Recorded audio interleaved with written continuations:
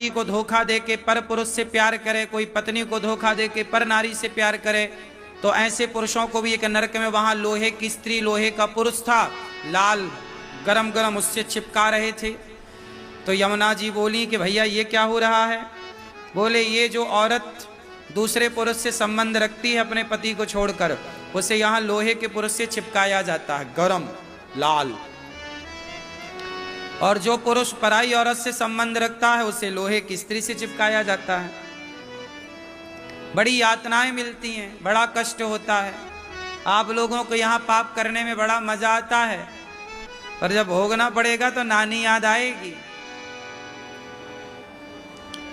भोगना तो पड़ता है। कर्मों का दंड तो रावण को भोगना पड़ा।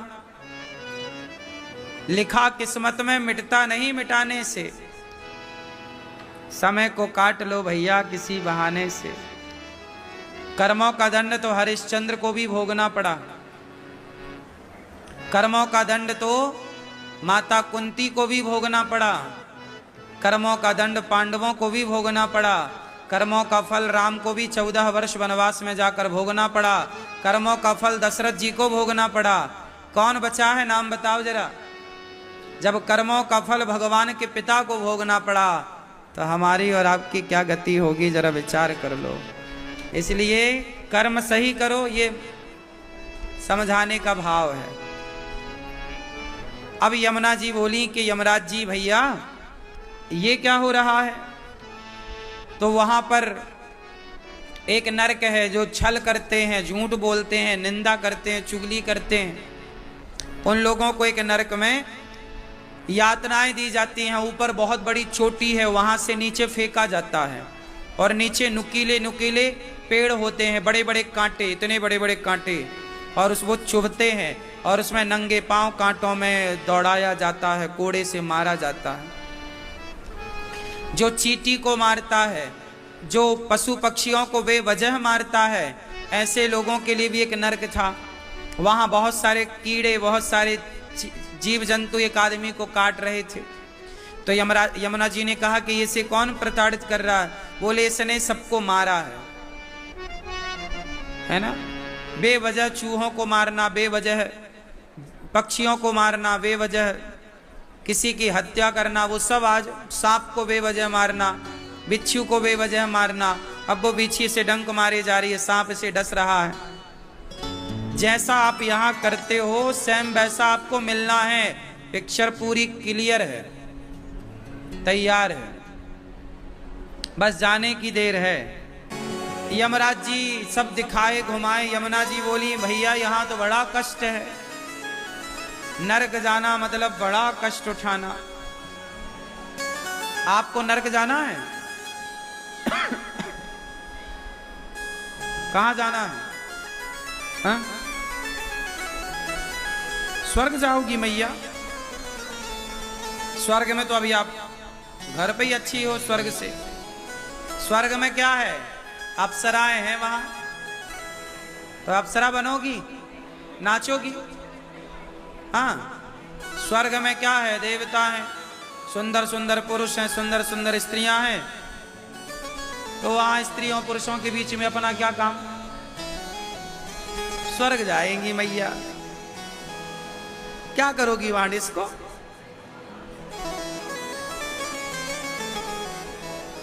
स्वर्ग वर्ग नहीं जाना अपने को। हम लोग कहां चलेंगे?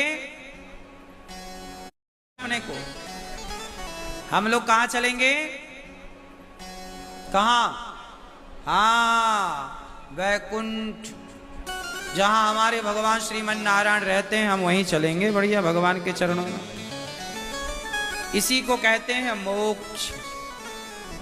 और मोक्ष से भी बड़ा है भगवान के चरणों में प्रीति, प्रेम। प्रेम जहां भगवान का मिले वहीं रहो। संसार में मिल जाए भगवान के चरणों की प्रीति तो यहां रहो, भगवान के धाम में मिले तो भगवान के धाम में रहो। भगवान के चरणों में प्रेम बना रहे। स्वर्ग वर्ग न जाना, घाटे में पड़ जाओगी। वहां पर आपको नचाएंगे सब, आप अप्सरा बन जाओगी, सुंदर बन जाओगी, और नाचो फिर वहां। यहाँ भी नाचती नाचती, वहां भी नाचती नाचती, पर फर्क क्या पड़ा? मतलब क्या निकला? यहां भी नचा रहे हैं लोग, या आप नाच रही हो वहां भी नचाएंगे। लोग लिखवा देते हैं ना स्वर्गीय फलाने, इनको पता ही नहीं कि स्वर्ग में कुछ नहीं है, घाटा है स्वर्ग में जाना। क्यों मैया?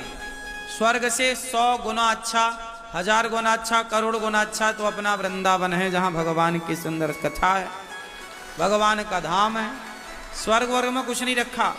कोई बुलाए भी तुम फ्री में मत जाना, फ्री में न जाना बोल रहा हूं मैं। अपन लोग ऐसे पुण्य थोड़ी कर रहे हैं कि स्वर्ग जाएंगे ना, स्वर्ग वाले तो पुण्य सस्ते हैं। स्वर्ग तो वो भी जा सकता है जो पापी आदमी, एक बार भी जिसके मुंह से धोखे से भगवान का नाम निकल जाए, वो स्वर्ग जा सकता है। भाई धोखे से निकल गया एक बार राम तो स्वर्ग चला गया, अजामिल जैसों को मिल गए स्वर्ग के दर्शन।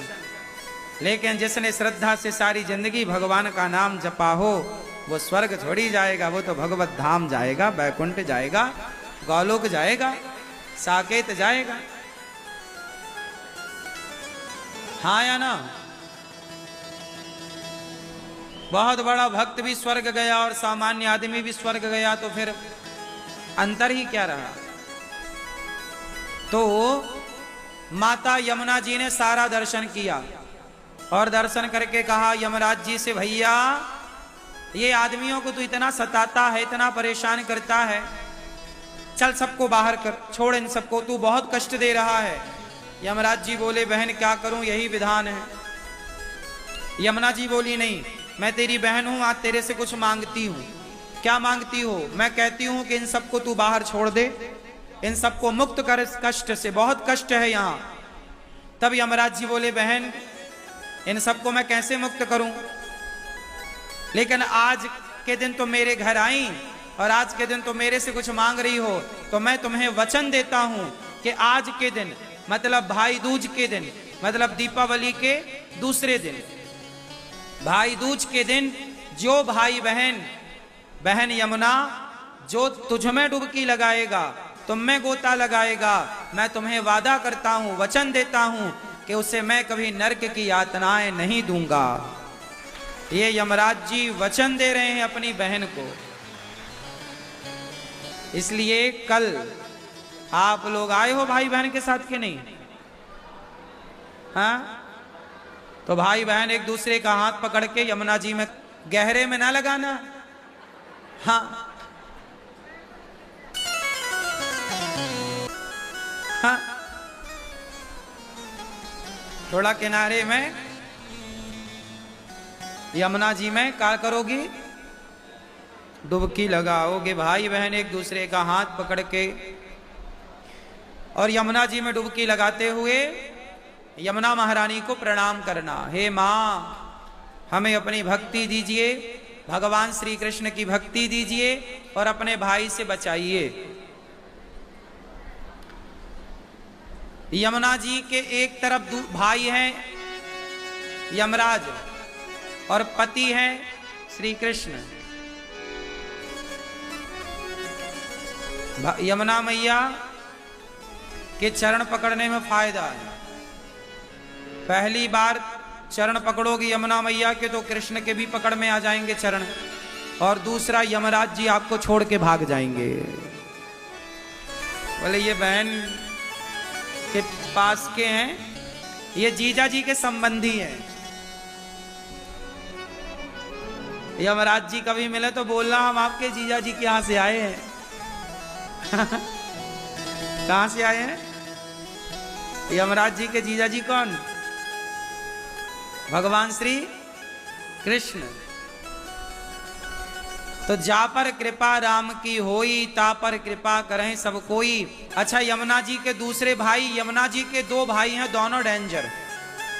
एक यमराज जी और दूसरे शनि महाराज।